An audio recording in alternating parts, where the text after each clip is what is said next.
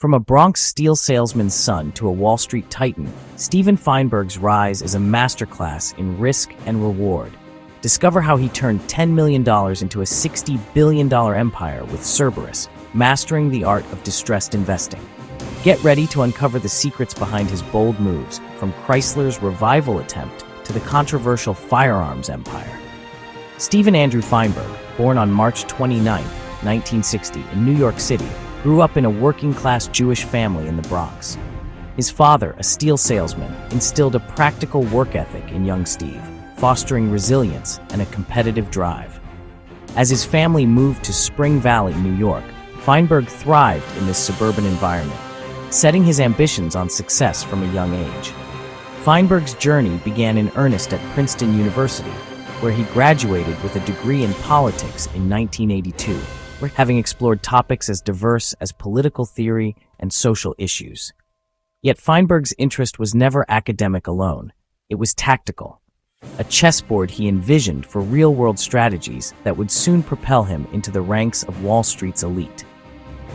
After Princeton, Feinberg jumped into the financial heart of New York, initially joining Drexel Burnham Lambert, an iconic but ultimately doomed institution that pioneered the high-yield bond market. It was here that Feinberg honed his skill in risk and reward, learning to navigate turbulent markets and the volatile nature of leveraged investments.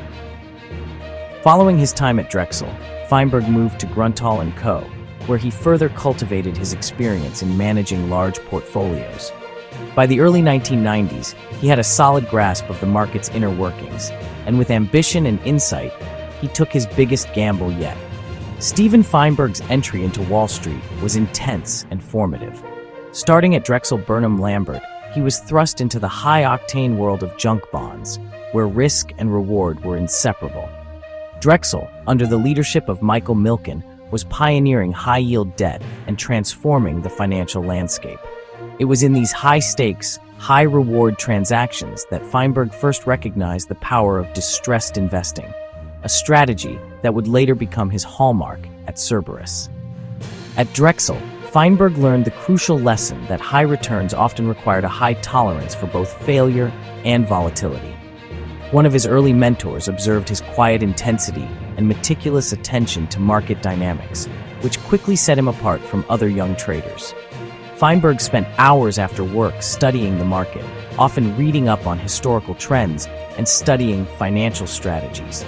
His focus was nearly monastic, with friends noting that he was rarely seen at the social events and extravagant gatherings that characterized Wall Street in the 1980s. Steve always kept his eye on the prize, a former colleague remarked, and he had an uncanny ability to see opportunities where others saw only risk. Leaving Drexel for Grunthal & Co., Feinberg found more autonomy to exercise his own trading philosophies. There, he managed large pools of capital and experimented with bold, sometimes unconventional investment tactics. But Feinberg was restless. He wanted something more, his own firm, where he could apply his insights on a larger scale and take advantage of opportunities others overlooked. In 1992, armed with this experience, Feinberg took a leap of faith to launch Cerberus, a decision that would change his life and define his career. In 1992, Feinberg co-founded Cerberus Capital Management with $10 million in initial capital, partnering with William L. Richter. Inspired by Cerberus, the mythological three-headed dog guarding the gates of the underworld, the firm quickly earned a reputation for tackling investments others avoided. Feinberg would later express some regret for the name, remarking in an interview that it may have sounded a bit ominous, but the name suited the firm's approach. A vigilant, relentless pursuit of distressed assets with little regard for market convention. Cerberus grew exponentially, expanding its portfolio into diverse sectors such as real estate, private equity, and even government services. By the early 2000s, Cerberus was managing billions of dollars, with a reputation for securing complex, high-stakes deals. Feinberg's strategy was both simple and ruthless. He would acquire struggling companies at low valuations, implement operational overhauls, and position them for eventual sale or long-term profit. Feinberg once remarked that Cerberus operated like a hospital for distressed companies, where management was expected to heal or exit. Cerberus's secretive nature contributed to its mystique, and Feinberg himself remained a recluse, rarely speaking to the press or making public appearances. He instilled a strict policy of confidentiality among his employees, famously warning that anyone who brought unwanted attention to the firm would be fired immediately.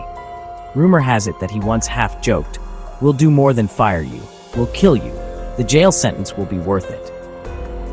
This remark, though likely made in jest, reflected his intensity and commitment to privacy. Feinberg wasn't interested in being a celebrity investor.